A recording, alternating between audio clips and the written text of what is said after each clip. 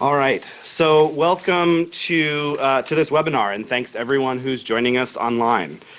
So on behalf of Georgetown University's O'Neill Institute for National and Global Health Law, the Results Educational Fund, and the Action Global Health Advocacy Project, I just want to welcome everyone to this webinar entitled The Human Capital Index as a Tool for Civil Society Accountability. I'm Matt Kavanagh from Georgetown University, where I direct the Global Health Policy and Governance Initiative at the O'Neill Institute.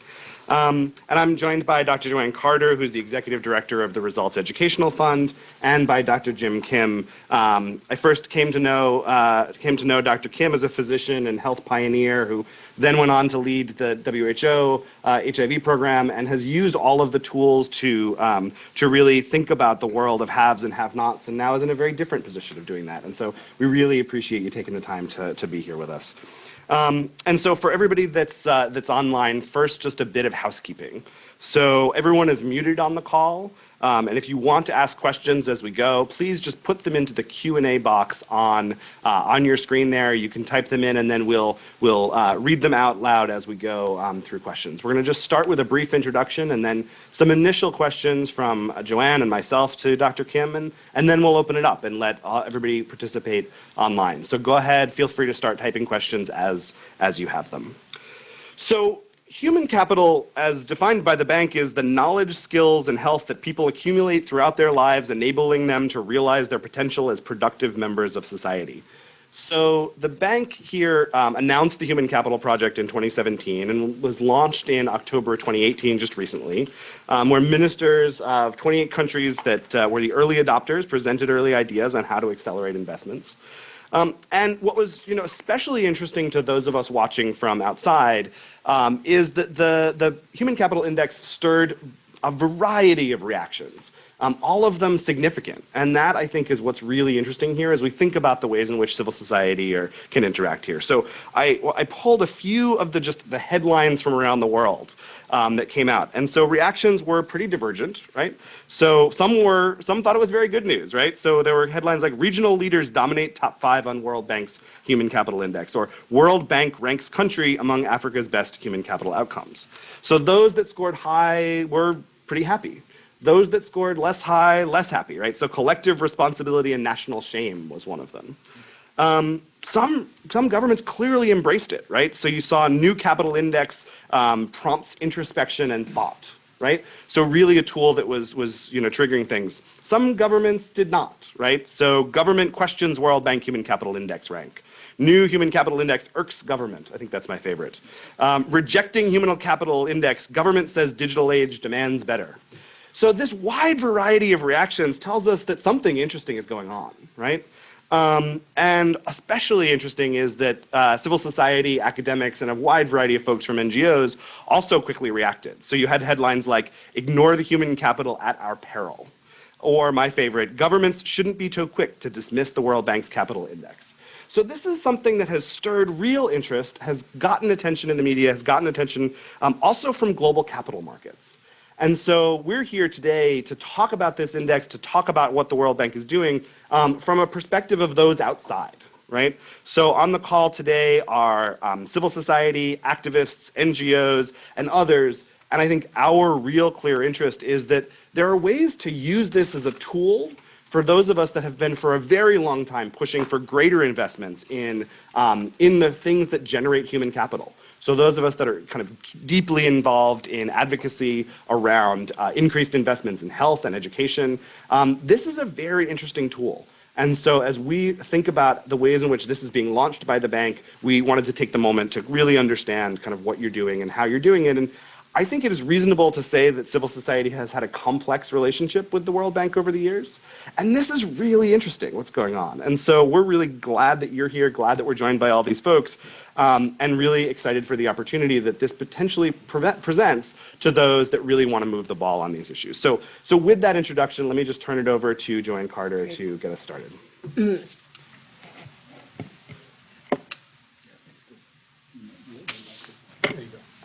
Thanks a lot, Matt, and thanks to Georgetown, the O'Neill Institute for co-hosting and for setting up the platform. So I just want to say first to kind of kick off a really, a huge thanks, frankly, to you, Dr. Kim, for being such a champion for increased investments, and particularly in this arena, public sector investments, increased political priority, increased impact in these critical areas that build human capital, health, nutrition, education, early childhood, social protection, and more.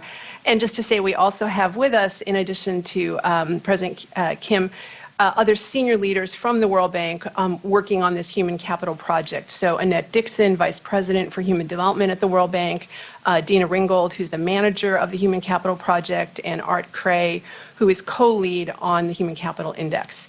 And as Matt said, we're going to start with a kind of dialogue, but a series of questions with Dr. Kim and colleagues around the Human Capital Index to kind of flesh out a bit more what it is, how it's being used, how we can engage more in it, and then we're going to open it up to the questions from folks on the webinar, so please do post your questions. And the only thing I would just add to what Matt said is I had the opportunity to be in Indonesia at the launch of the index, and I just want to say, for me, who'd been to many World Bank meetings, it felt fundamentally different, the degree of engagement and depth of engagement of ministers of finance on these issues, and really wrestling with the details of those issues, and feeling, I had a minister of finance that said, maybe I should bring all of this more into my own office, which, whether or not that's the right answer, it's something I think we'd been dreaming about as advocates for literally for decades. So I think it's a really exciting opportunity. I've also had civil society colleagues saying, why couldn't my country be an early adopter? So I think people want to figure out how to engage on this. So I'll kick off with just a first question. Dr. Kim, if you could just explain in a bit more detail what the Human Capital Index is, what are the indicators, what it's trying to measure, how it provides a new way to look at investments in these key human development areas. And I think a question that many people have, how is it different from other indexes? Thanks. Well, thanks very much. And I have to say the only uncomfortable thing is, we have Matt and Joanne, who I've known for decades, calling me Dr. Kim, President Kim. So I've known these guys for 20 years, both of them, Joanne even longer, and I know them as first-class troublemakers. I mean, that's where we got to know each other, because we were out there trying to advocate for more investment in things like HIV, TB. And as I look through the list of participants, there's so many people that I've worked with and known for a long time. And so to give some historical perspective, I started doing this work, global health work, in really the mid-1980s. And so from the mid to the late 1980s, literally there were a couple $100 million for global health. I mean, it was tiny. And just to put it in perspective, there was about $200-300 million a year for all of global health in the late 80s. And I was just in Hong Kong with the Chan family, and they made a gift of $350 million for the Harvard School of Public Health. So back when I was starting out, there was just no sense that it was important to make these kinds of investments. And I think we were successful. From nothing to the Global Fund, from nothing to PEPFAR. And now we're talking about tens of billions of dollars being invested in health. But all of you out there who are actually out there trying to solve what we call the problem, not your problem, not the small problem that you're interested in, but the problem of giving everyone an opportunity to have the kind of health and education that will allow them to compete in what's going to be an increasingly digital economy in the future. No matter how far we go, even if we tripled foreign assistance, which, by the way, I see absolutely zero evidence that the donor countries are going to increase taxes and take the increase and give it for official development assistance. There's really no evidence that that's going to happen in the near future. In fact, everything's going in the opposite direction. And so even if we were able to increase it, there's not going to be enough to really tackle the problems that we see today. And so this was a very it was a tough wake-up call for me. And then frankly, it happened. One of the sort of aha moments was when I was being attacked by my friends in the AIDS activist community for having for the fact that Nigeria had gone from being low-income to middle-income status. And the attacks were, you have to put them back into low-income status because they're not getting access to free HIV drugs anymore. And it shocked me that now I was on the other end of advocacy efforts. But it also shocked me that that was the answer that the advocates were asking for, because Nigeria is an oil-producing country. They only collect 5% of GDP in taxes, and our estimates are that you have to collect at least 15% of GDP in taxes to provide even the basic services to your own people. The percent of GDP that they spend on health is 0.76%, almost all of it coming from outside sources. And so, we cannot arbitrarily change the designation of countries from low to middle income or otherwise. It's based on GDP per capita. And so I thought, what's going on here? Why is it that we're not understanding how important it is for the leaders in Nigeria, the head of state and the minister of finance, to take responsibility? Well, part of it is that they're being let off the hook, because activists are saying it's not your problem that you're only spending 0.76%. It's not your problem that you're only collecting 5% of GDP in taxes. I mean, 5% of GDP in taxes essentially means that the only people who pay taxes are the people who are too powerless to refuse to pay taxes. And so this is not a serious effort at collecting taxes in a fair way. And so, I've been quite direct about this, and so the question I kept coming up with is, how do we get both heads of state and finance ministers to take responsibility for their own health and education outcomes? And I was worried that what was happening was that many heads of state and finance ministers were hiding behind the extremely successful advocacy efforts of people like Matt and Joanne. Look, let me be clear. I think it's really important to advocate for more financing for the Global Fund, more financing for the Global Program on Education.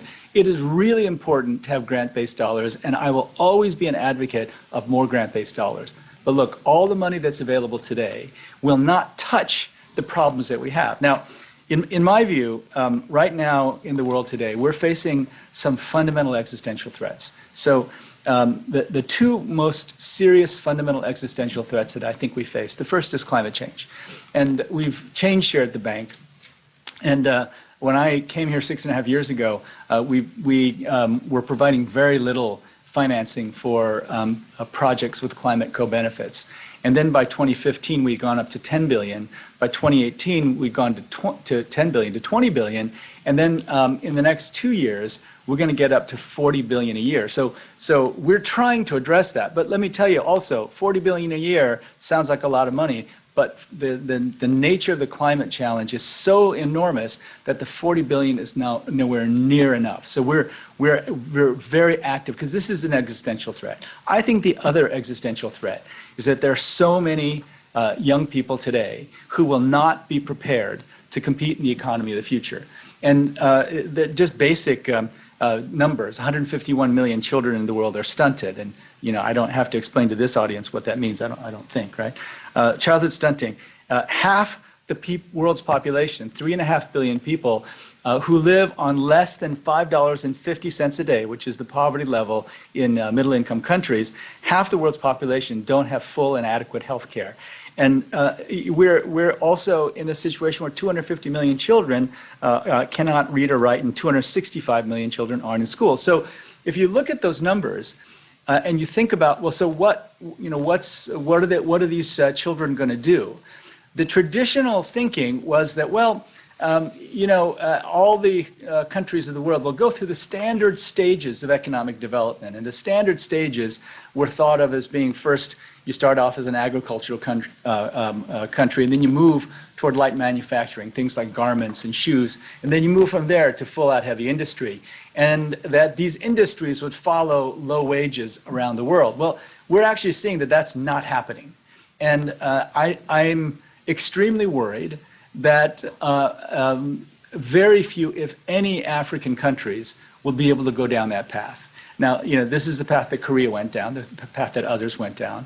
But if they're not able to go down that path, then what are they going to do? Because the idea was that even if your children were stunted, and even if the educational outcomes are not so good, they'll be able to work in garment factories, or they'll be able to do, relatively unskilled labor that won't require high degrees of education and preparation.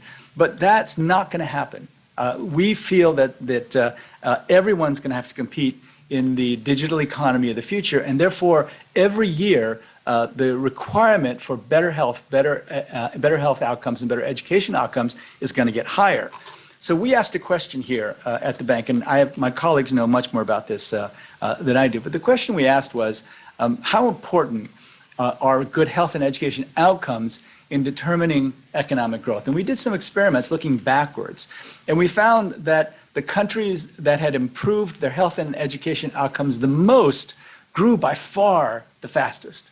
And so it's safe to assume, we think, that going forward, the correlation between health and education outcomes and economic growth will be even stronger. And so we focused on really 4 basic indicators. And the 4 basic indicators are around survival, quality of school, and overall health. So survival, 2 things. We asked the question, will children survive to the age of 5? And will they have been stunted between the time of birth and 5 years old? So really 2 measures, under 5 mortality and childhood stunting. The second question we asked was, how many years of schooling, and what is the quality of those years of schooling? So a few years ago, we published something called the Learning Adjusted Years of Schooling Index, where we've got enough test and outcome data that we feel that we have a very good sense of what a year of school is worth in one country versus another. And so if Singapore is one of the best school systems in the world, and one question would be, well, so if you go to school in Singapore versus going to school in Malawi or Cote d'Ivoire, what's the difference? And unfortunately, we found that a year of schooling in Malawi or Cote d'Ivoire is less than half a year of schooling in Singapore. So with these 4 measures, learning adjusted years of schooling, childhood stunting, under 5 mortality, and adult mortality, the final one, we felt that those 4 measures, outcome measures, were so highly correlated to economic growth that we felt comfortable ranking the 157 countries. Now, we had to work extremely hard to make sure that we had reliable numbers for those 157 countries on those 4 indicators, because we know that when you put out a ranking, countries get very sensitive. And the first thing countries will do is to critique your methodology, critique your data. So we put the ranking system and all of our data through multiple cycles of review with development economists from all over the world, with health economists, with experts in education, and we came back feeling very confident that we could make these rankings. So so that's what it is. And our point was, we have found that rankings get people's attention. And rankings get people's attention because the media, and we hope activists out there in the world, begin asking questions. Hey, we've always felt superior to country X that's close by to us. Why are we ranked below them in the Human Capital Index? Those kinds of questions, I think, I hope, will spur a different kind of action. Now, right now, unfortunately, most heads of state and ministers of finance don't face any short-term consequences to not investing more in health and education. Because the benefits of investing in health and education usually take a longer time to be felt, they're more likely to invest in infrastructure. Now, we're all for investing in infrastructure, but this is part of the reason why we felt good about bringing this index out now, because our approach to investing in infrastructure just has to be now involving the private sector. There's so much capital out there that's really sitting on the sidelines. We think that we can attract that capital for investments in infrastructure and free up government resources to invest more in health and education. So we have an overall plan, but there has been a bias inside the World Bank Group that what you should do is grow rich first and then invest in your people. But all the evidence suggests that the only countries that have, the vast majority of the countries that have gotten out of the middle income trap are countries that have invested sufficiently in their people even before organizations like the World Bank thought they should do so. In fact, I was the editor of a book calling for the closing of the World Bank on its 50th anniversary. And that book, called Dying for Growth, really was a critique of the World Bank's focus on GDP growth over things like investing in health and education. And, economists like Amartya Sen, the Nobel Prize-winning economist from Harvard, Amartya has been saying for years that the difference in East Asia is that they invested in health and education early. So we at the World Bank Group, now the evidence for that is overwhelming, and we've now turned it into an actual ranking system that will come out every year. It'll change. We'll add more data. We'll add different things to the measure. It'll evolve over time.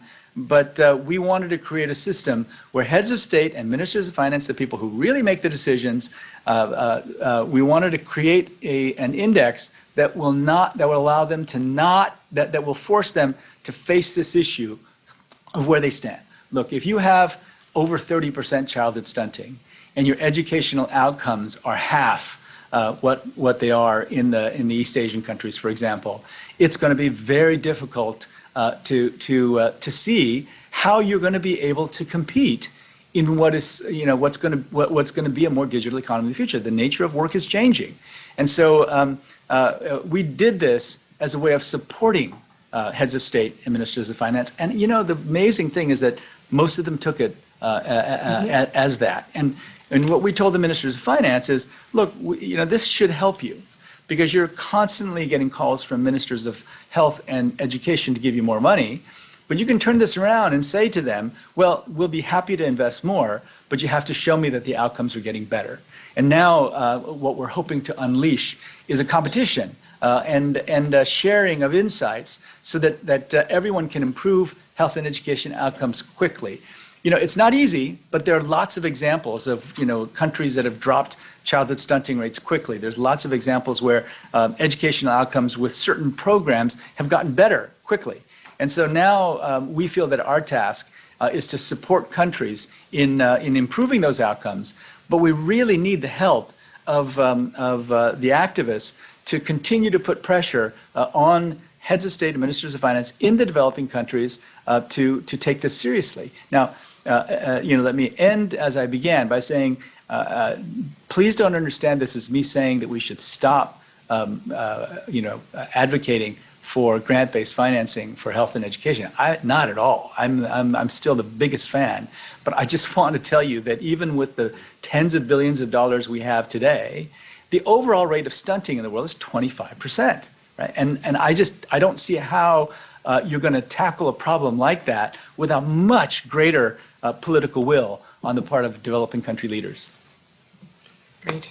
So Jim, thanks very much for that. And that kind of sweeping picture gives us a lot to think about in terms of kind of where we go from here. I'll say a few things in the next question on my end. One is, we are strong advocates, right, for the Global Fund and for other pieces, and I challenge your pessimism on whether governments are going to do more, but I don't challenge your premise, right, that even if they double, that's insufficient, right? That's not enough. So I think we believe deeply we can double, it's possible, and then that's not enough, right? So even in that framing, I think we agree with you entirely. But man, it's a bigger question, right? So the thing is, doubling is great, right? Yeah. But if heads of state and ministers of finance sit back and say, well, I'd do more if the donors gave me more money, but they're not giving me more money. So, the levels of commitment of most heads of state and ministers of finance in the poorest countries is completely inadequate to solving the problem that they face in terms of creating a workforce that can compete in the digital economy. They are not going to be let off the hook through low-skilled manufacturing jobs. It's just not going to happen. And so be active, double, that would be just great.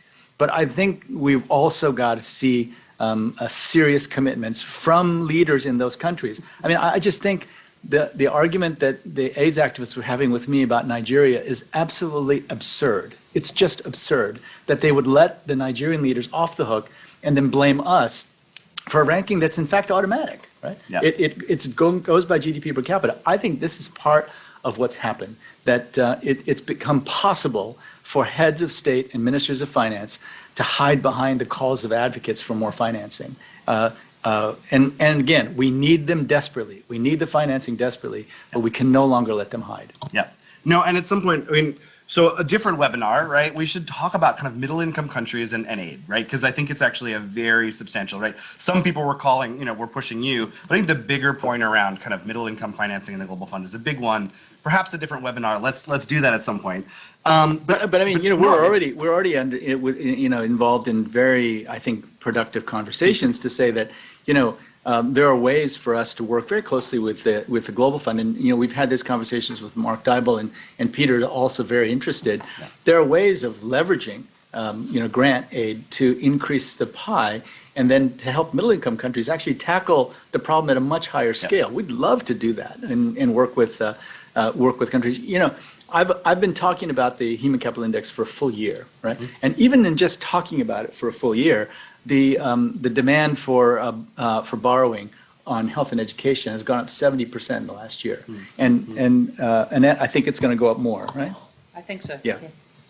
So, and that's where I'd love to turn, right? Because part of what we're trying to think through is so yes, there were some bus ads that were pushing you a bit, but I have to say colleagues in Nigeria have been pushing very hard on their own government. Right? Really amazing activists doing that work, and kind of writ large, our colleagues in the Global South who have been really demanding action from their governments as well as we demand action from ours.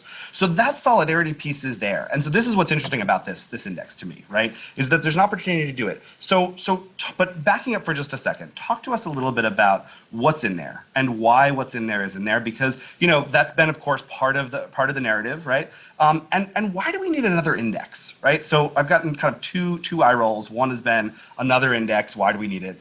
And the other has been, why isn't this in there? Why isn't that in there? So why these 4 indicators, and what are they telling us for real? Well, Art and others can talk about it better than I, but here's my view, and Art, jump in if I misspeak. But at first we talked about 20, 30 different indicators that we could have put in there, but we just didn't feel confident in the data, and we felt very confident in the data with these 4. Now, childhood stunting, we worked with some outstanding health economists. Probably one of the best in the world is Brown, David Weil, and David's been telling us that if you look at health indicators that are linked to economic growth, stunting is probably the most important, right? And still 25% of children in the world are stunted. I started talking about stunting 3 or 4 years ago.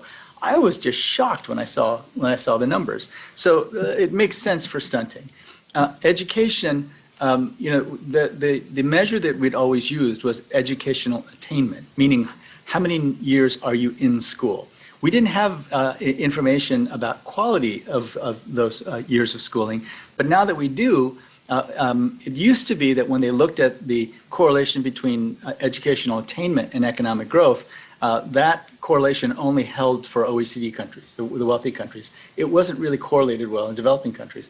But the learning adjusted years of schooling is correlated quite well with economic growth. And so the reason we put it out there, and the reason that we're doing this particular index, is because we feel like we're the organization that can comment on the relationship between health and education and economic growth. It's not really what UNDP does, and it's not really what some of the others do.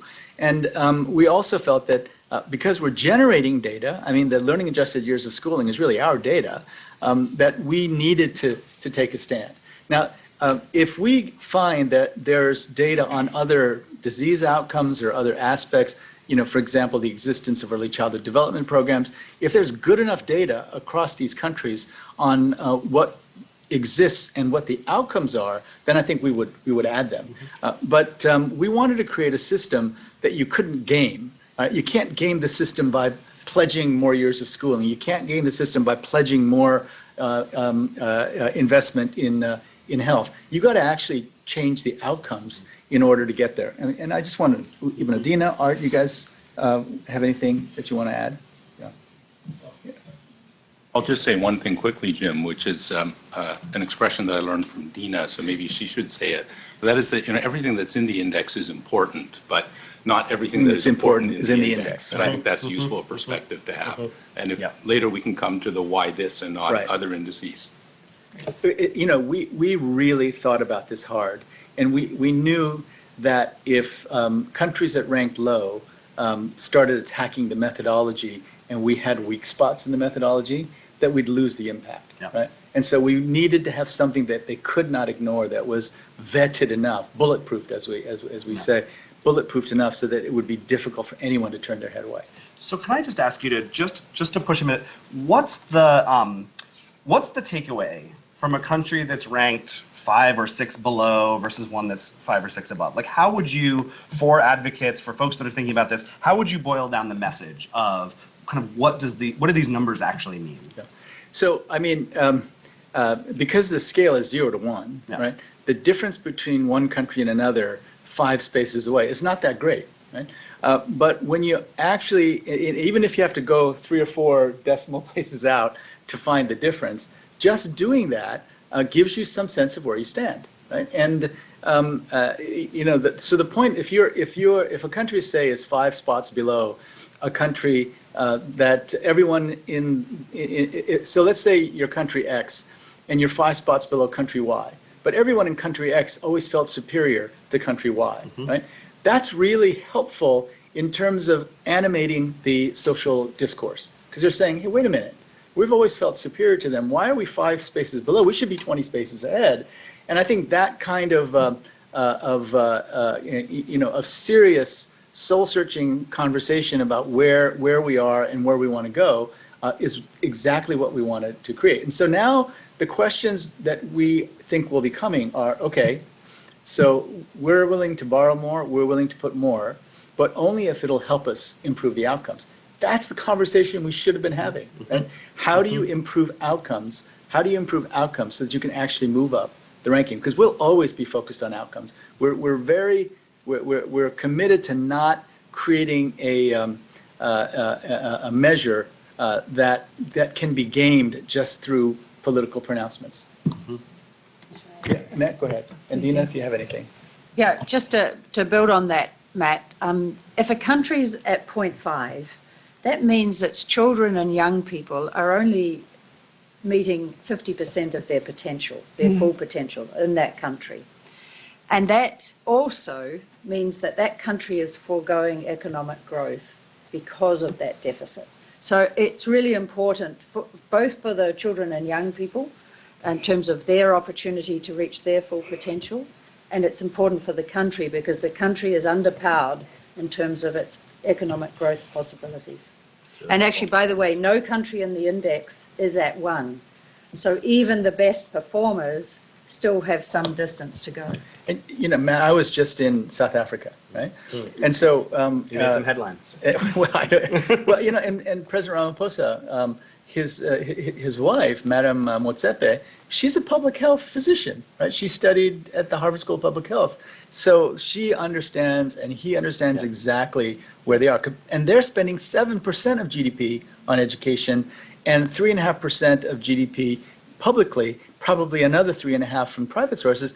So they're spending 14% on health and education and not getting the outcomes that they want. Yep. And so the question they're asking is, how can we get better outcomes with the money we're already spending? So it'll be different in every country, but you can't compare South Africa spending 7% of GDP on 14% total to a Nigeria that spends 0.76% and is an oil-producing country, right? So these, what we're hoping is that we have honest conversations about what people are doing, and the fact that we felt confident saying, if you're at 0.5, you're foregoing half the economic growth that you could have had if you had an educational system that was working at full efficiency.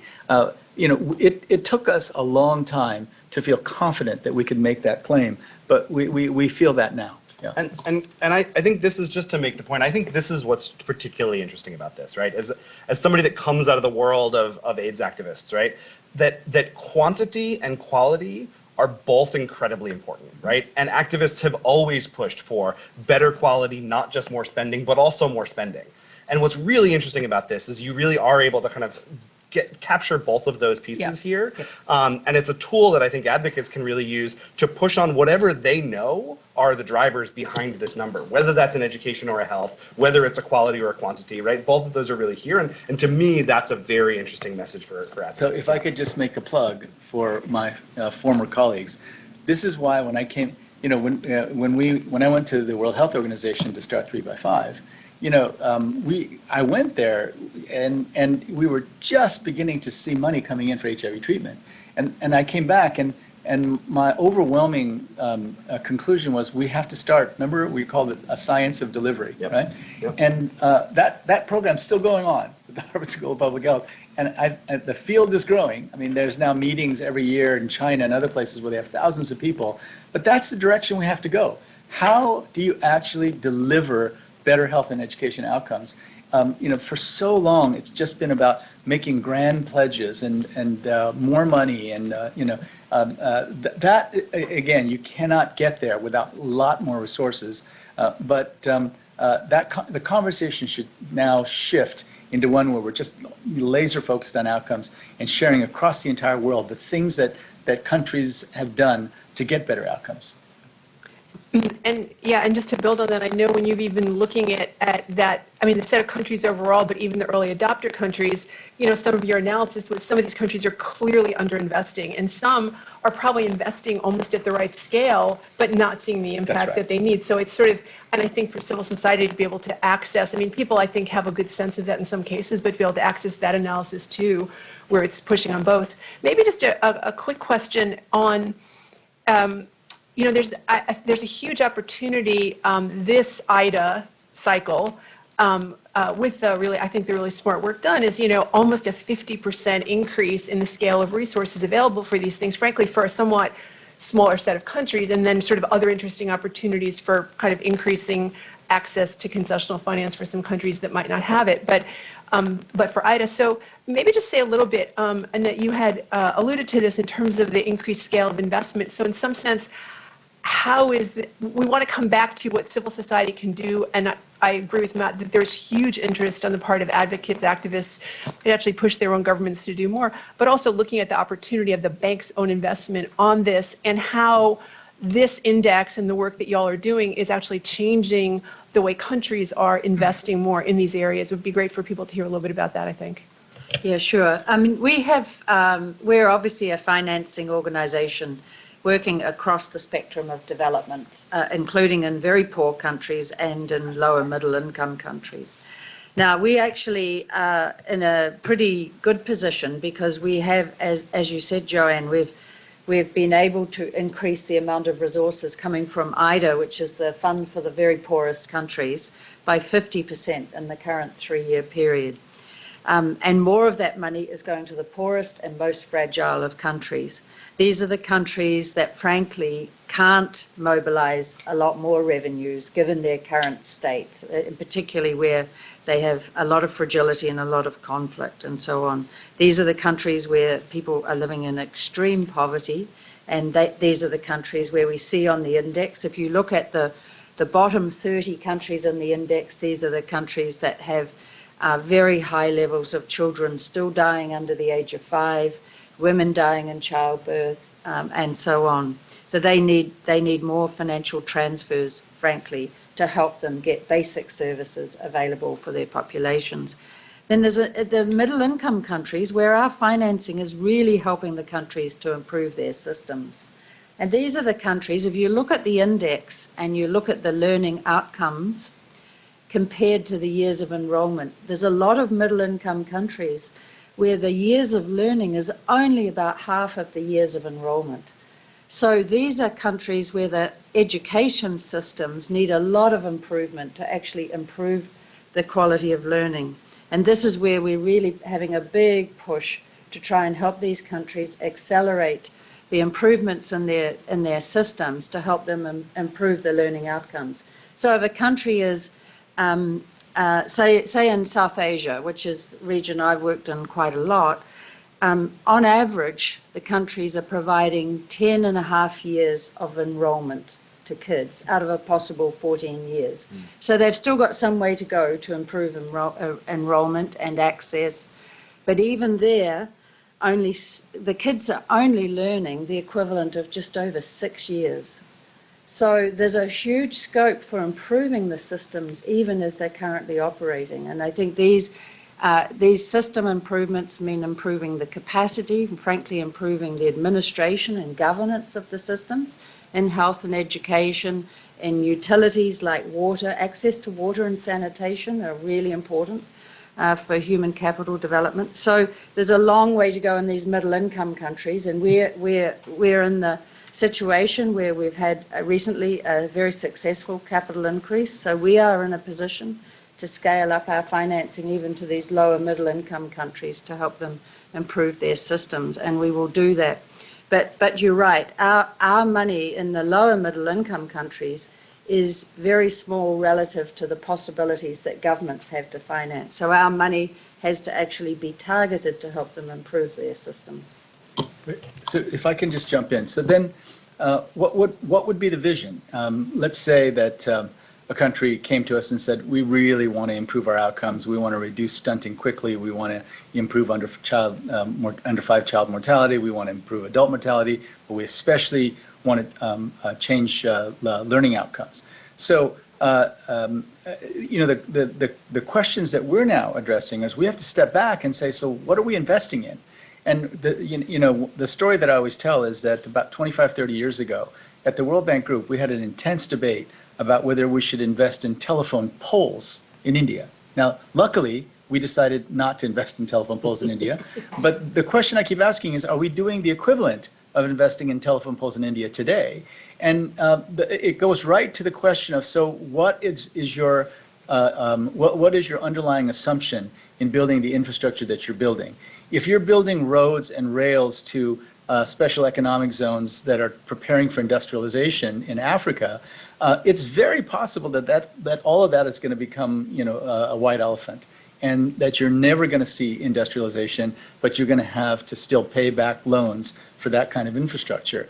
And so one of the things that we're talking about is, well, why don't we create, because it's been shown that having community-based workers can help so much in health and even educational outcomes, certainly in social protection outcomes, social workers, that there's so much evidence that why don't we encourage countries to create formal jobs, community health workers, community education and social workers, create formal jobs, because it's one way of tackling the unemployment problem.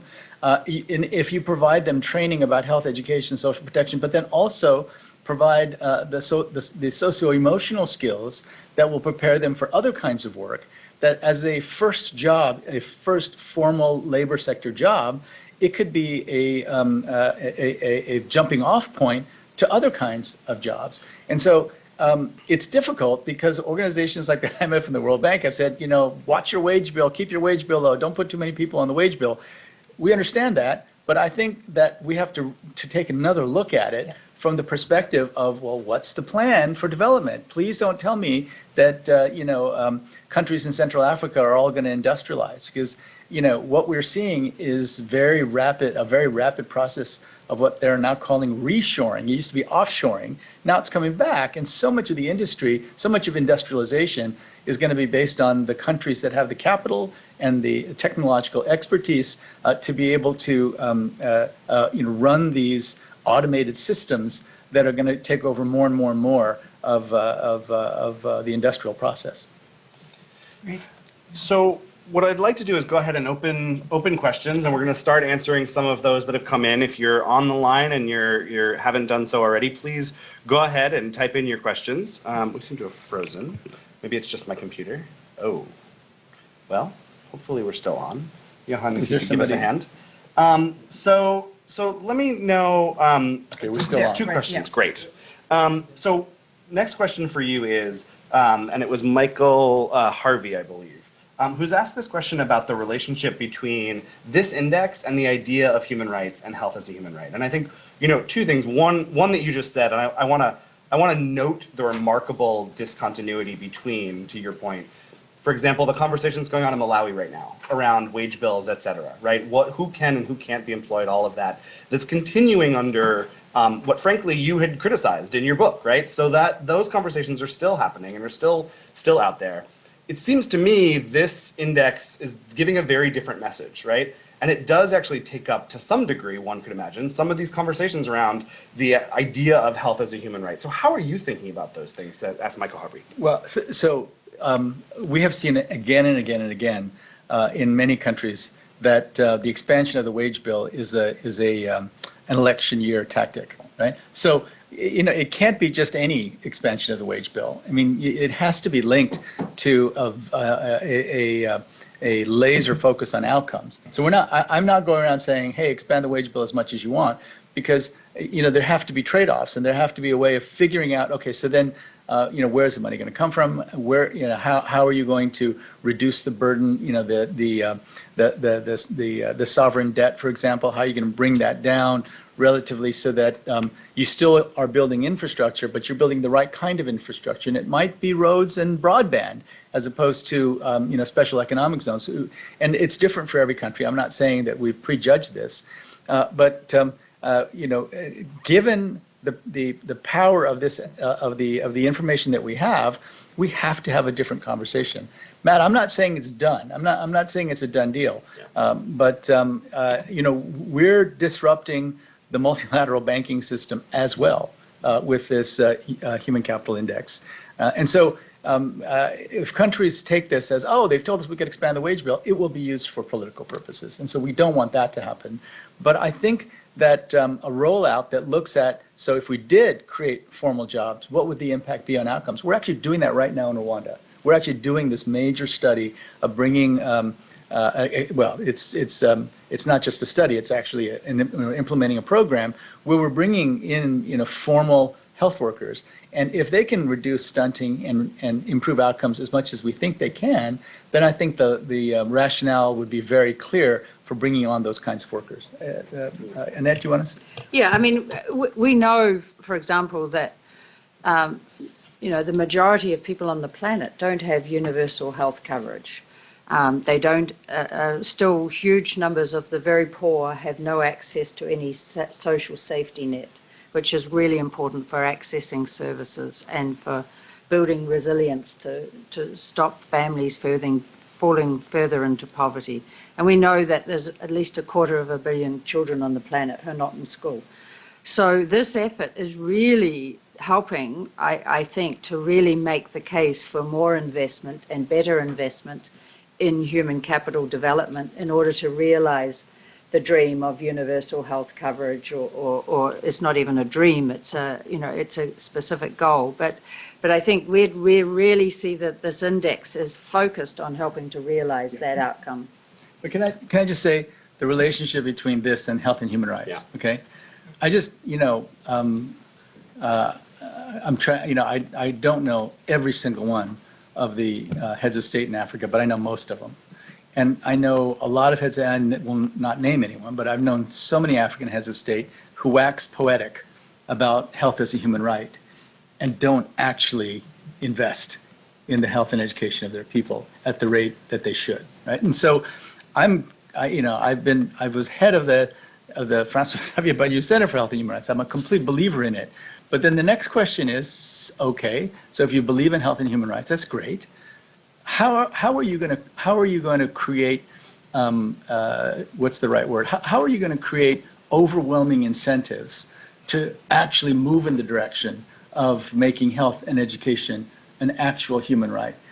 You can have as many meetings and have as many people declare that they love health and human rights, but then they could get away with going to a meeting and saying that and going home and not investing. So we think the Human Capital Index is going to lay bare whether they're actually making good on their professed commitment to health as a human right. How's that? Sorry. I'm not trying to be antagonistic with heads of state and ministers of finance. I'm telling you, I think that this is an absolute disaster waiting to happen. This is an existential threat, right? Yeah. If you have people who are, probably everyone in the world is going to have access to broadband soon enough. Between 2025 and 2030, everyone's going to have access to broadband. Everyone's going to have access to a smartphone. And we actually know what happens when you get access to broadband and access to a smartphone. Your satisfaction with life goes up at first because you're seeing and communicating But then what happens is your reference income goes up. The income to which you compare your own goes up. And if you're a middle-class person, your income has to go up 5% if the reference income goes up 10%. But we're not seeing 10% raises in reference income. We're seeing enormous increases in reference income. If you're a poor person, your income has to go up double the amount of the change in your reference income. We're seeing this everywhere. And so if we don't address this issue of preparing people to compete, we're going to see instability, fragility, violence, conflict everywhere. And so I'm not trying to be confrontational. I'm trying to say, please, everyone, understand that this is an existential risk for you. You have got to focus on providing health and education for your people. Great. So we've just got about 10 minutes left, and so let's try to run through a number of different questions that folks have. Yeah, and I was trying to group some questions. There's a series of questions that get to the role civil society can play on this. So there was a question about how do we engage youth? You know, like what is the opportunity? How are we equipping citizens to be able to use this tool in their countries?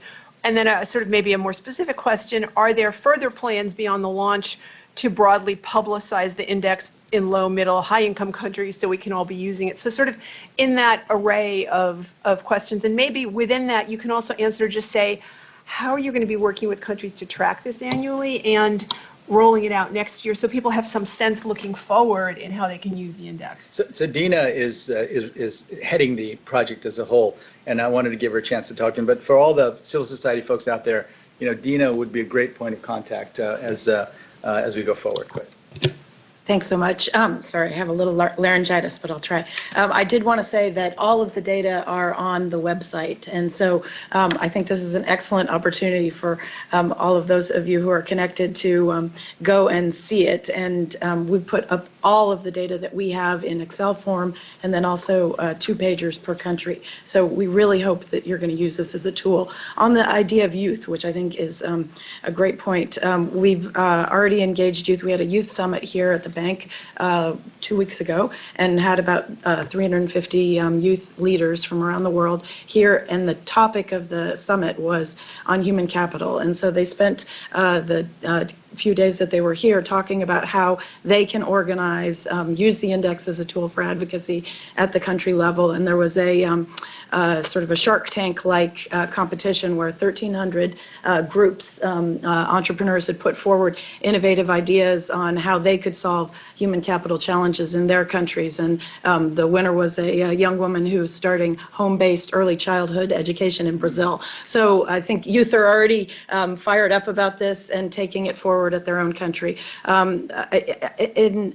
I think one of the really powerful and exciting things that has happened already with the project is we have, as of today, 39 countries which have come forward as Human Capital Project countries. We had a group of 28 early adopters, and then since the annual meeting's launch, 17 or however many more have come on board.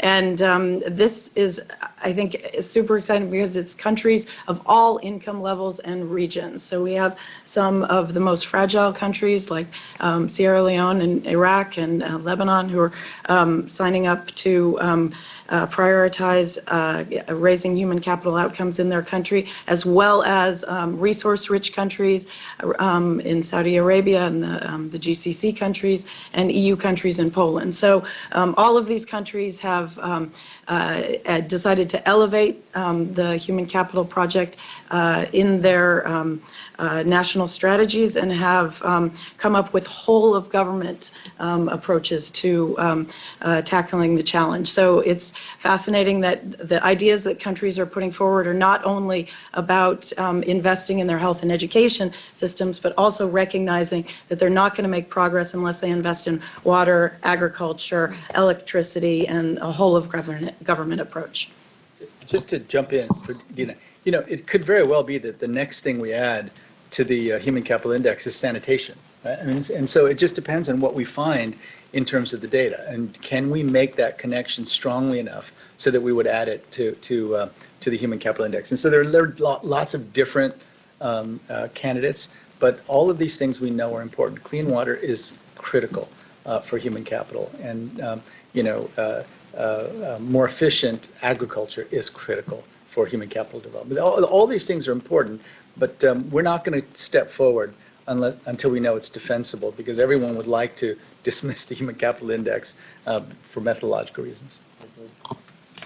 So two questions from kind of different parts of the world. One is, how does this index potentially supplant the inappropriate use of other indicators, right? So we'd started with the conversation around kind of criticisms about rankings in GDP, right? And your argument is we can't just change GDP, that's not the point. But I think the more sophisticated advocates have said, this is actually just an inappropriate question, right? The GDP doesn't tell us a lot. And this index actually tells us some very interesting different kinds of information. So how do you see this index being used beyond just publishing it? Are there applications for multilaterals, bilaterals, private foundations, and others to think about how they prioritize, how they think about their funding in this context? Well, I think there's a couple of things that are really important about how people can use this index, which I think speak to your question. Firstly, this is really national averages, and for many countries, the issues are much more specific. They might be geographical. There are disparities based on geography across countries, ethnic or tribal issues, or regional issues. The whole spectrum. So it's pretty important that countries themselves take this index and dig deeper to look at what it means at the subnational level. And also because service delivery in many countries that are federalized, service delivery is a subnational function. So that's important. Secondly, this index as it is at the moment covers only 157 countries. Now that's a lot of countries, but there are still 30 countries where we don't have data good enough to have them in the index. And so that's a priority to bring them in. And then the third thing is we need a big effort to get data for the other things that we know are really important for human capital, including everything that happens to young people after they leave school. We know that learning doesn't stop at the end of secondary school. It continues in formal education and in informal on-the-job education, and so on. And then the other thing that's really important is actually that the idea of this index is that it's looking at how well kids are prepared for the future that they will grow up in. And so the index itself needs to evolve to pick up those skills and outcomes that are really important in a much more digital world that they operate in. The other thing that I think is really important is that we have to go back to look at what actually are the important foundations for human capital.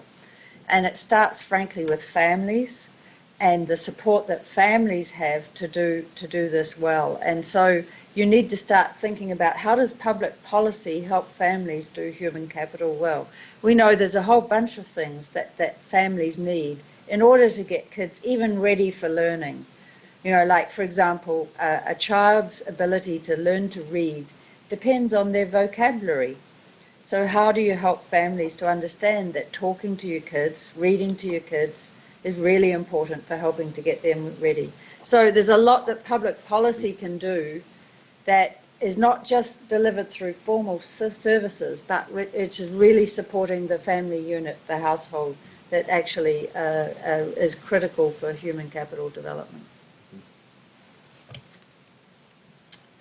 So I think I'm just tracking time. We're literally we have 1 minute. We've been given a small buffer. Oh, okay. So for those that are we've been given a small buffer, which is good. I hope that's cleared with actually you, Jim. Yeah. So just quick, great. We're keeping you regardless.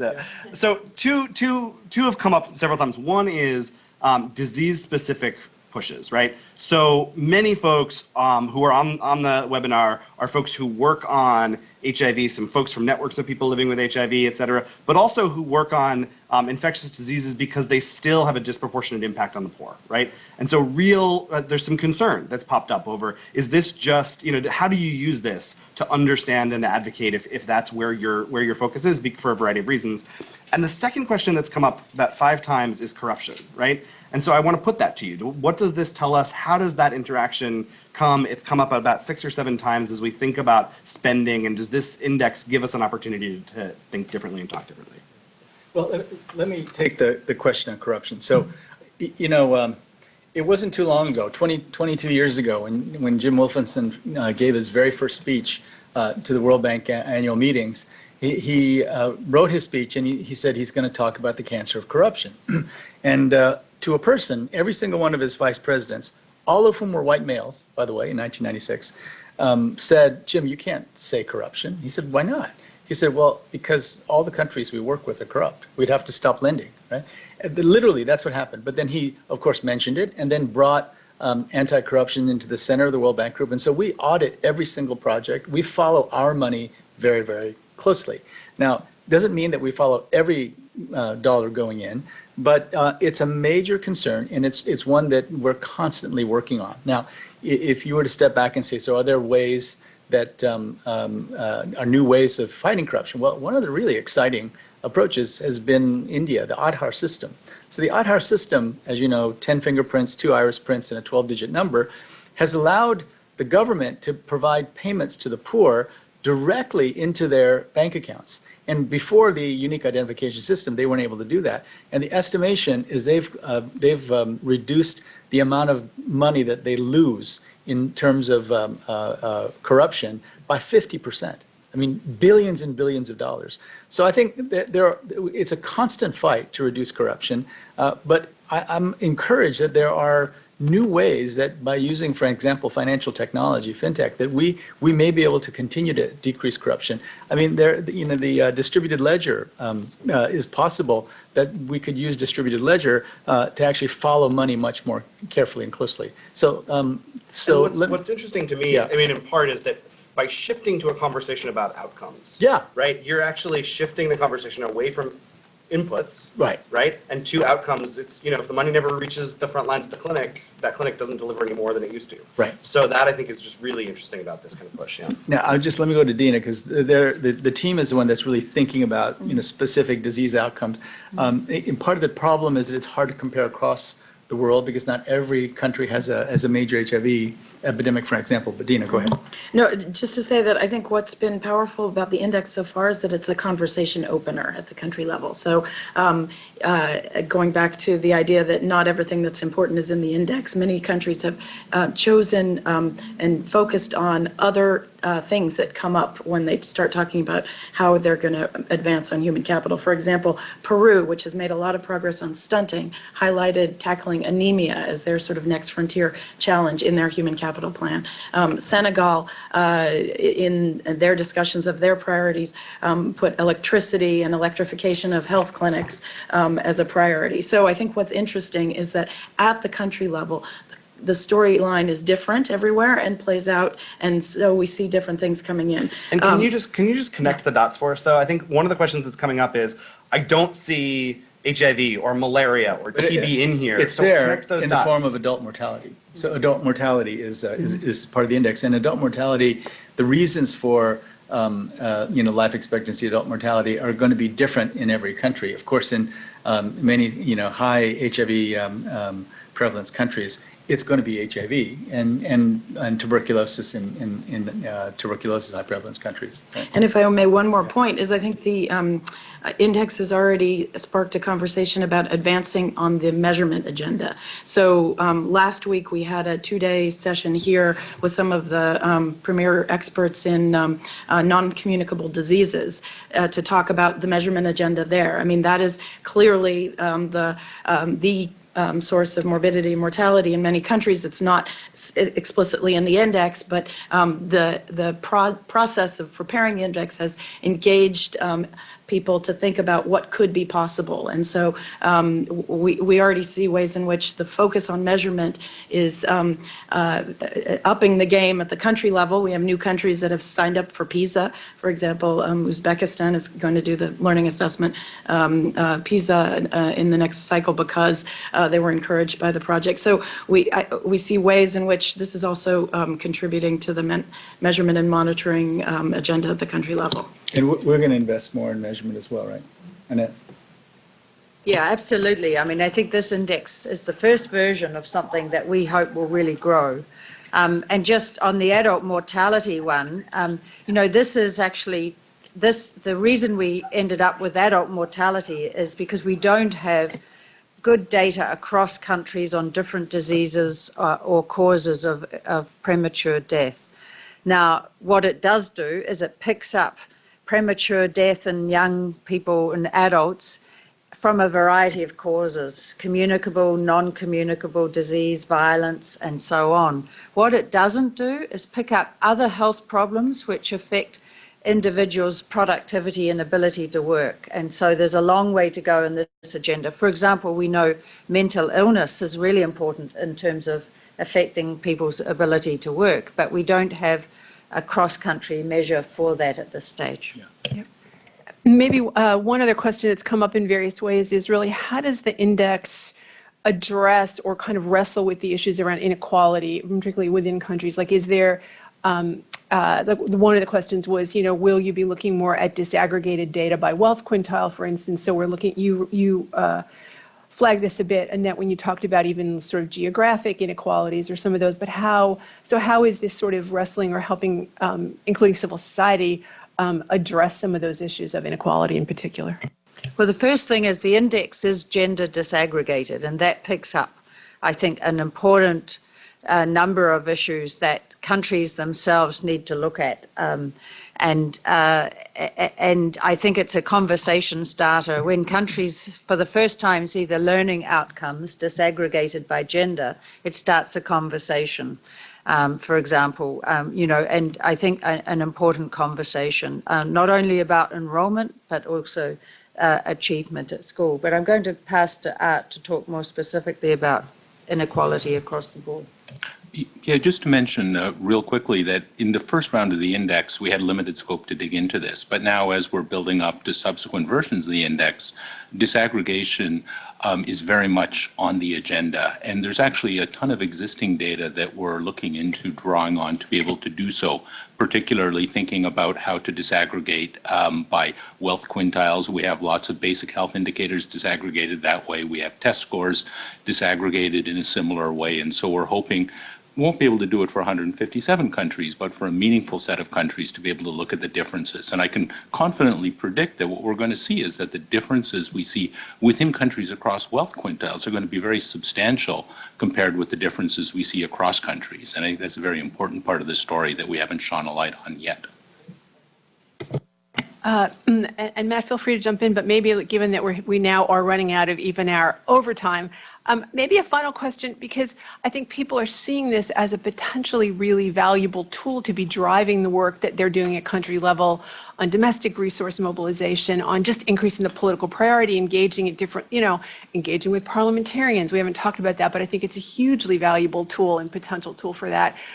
So could you say a little bit about the tracking that's happening now with countries? You have 28 early adopters, another 17 adopters, like a little bit of the kind of work that's going on with countries to track that progress, and also just plans for sort of annual rollout, or anything you could say at this point about that as people are thinking about how to continue to use the tool in both country processes, but kind of at moments when we can also use a push on this as well.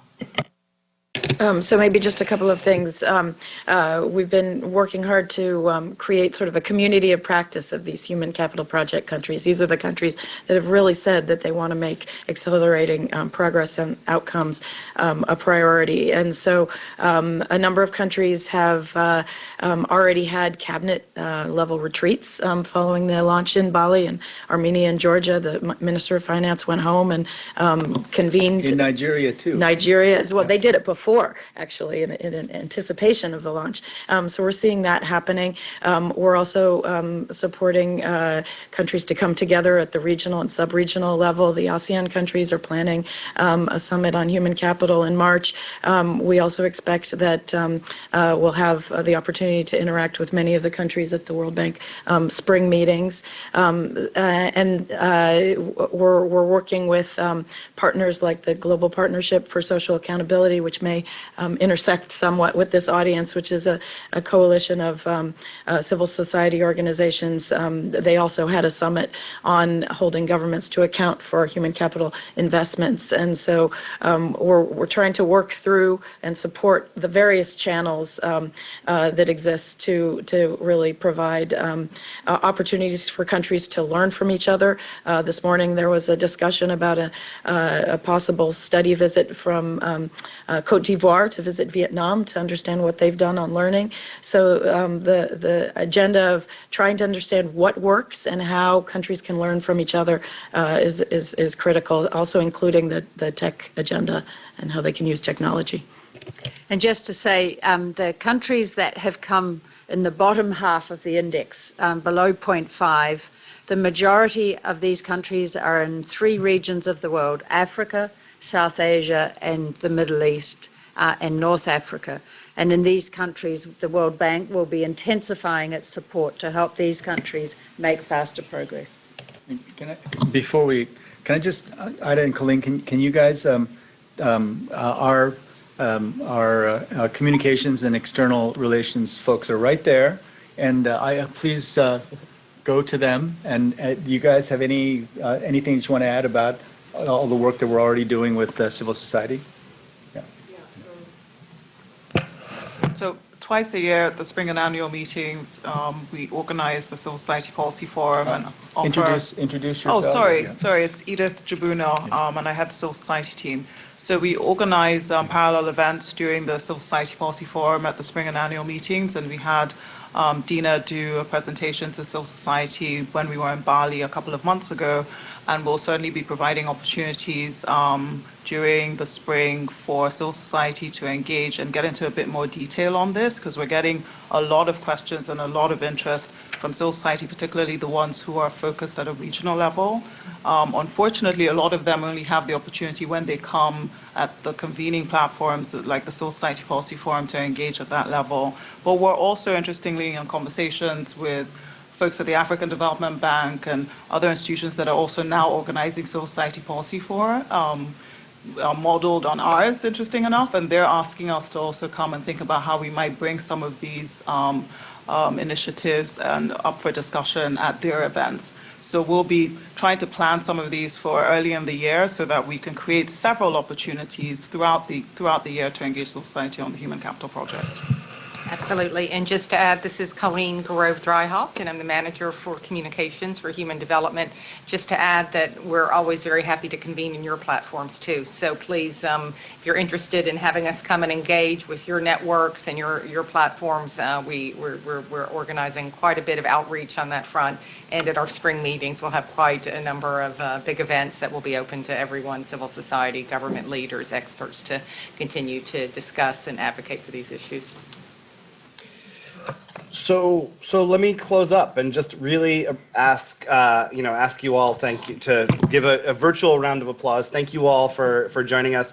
Look, this, as I think about the reason for pulling this together, what I know is that in country after country, colleagues have won amazing battles when it comes to getting governments, holding them accountable, both pushing for increased investment, but also increasingly pushing for quality, right? Mm-hmm. So as I think about my colleagues in a variety of countries who are demanding that governments pay attention to what are the outcomes that are coming out of the investments that are being made, and then what are the investments, and are they going to the right places? To me, the reason to convene this is that this is a very interesting tool in that work. Yeah. And so as we think about, there are a variety of social movement groups and activists and NGOs who are doing that work day in and day out. And what, to me, I hope a little bit comes out of this, and as we continue to think about the work, is what are the ways that the bank can support that? What are the ways that that activists can engage with the bank processes that are happening? Yep. Because where the economists and the public health people and the communities affected all agree, that's a very powerful space. And I think one of the directions we're moving in is that there is clear agreement about kind of a set of investments and a set of quality investments that need to be made. And so that, to me, is actually a shift from where we were even 5 years ago. And to me, that's something to be seized. So thank you all who have joined us. And let me give Jim the last word.